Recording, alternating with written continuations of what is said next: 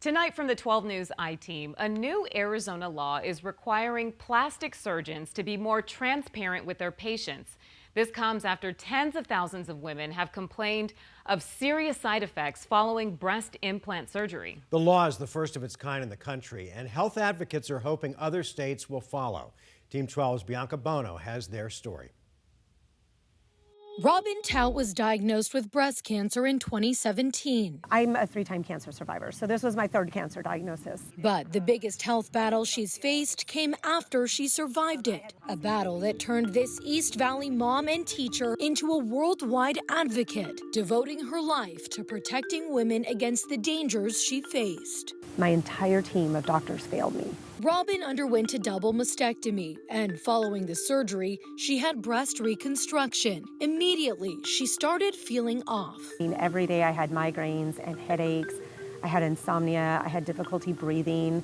I had trouble swallowing.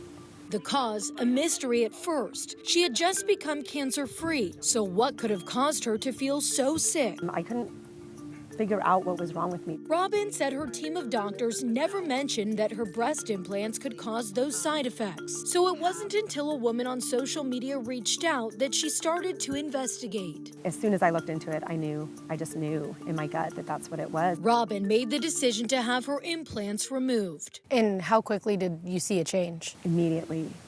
Since then, Robin has discovered a vast network of women on social media, more than 100,000 in some groups, who've experienced the same troubling side effects, some of them for more than a decade, suffering from breast implant illness. And she says the majority of them say they received no warning from their surgeons about those risks. One of the things that's been so tragic for all these years is how many women got sicker and sicker. Diana Zuckerman has been pressuring the FDA for decades, advocating for more transparency around breast implants, seeing a big change last year. They're going to have what's called a black box warning. That's like the kind of warning you see on cigarette packages. But even still, that warning isn't always relayed by plastic surgeons to patients. We have to do something. A disturbing problem to State Senator Michelle Ugenti-Rita. I was shocked to learn that there were so many women with very, very similar stories and experiences,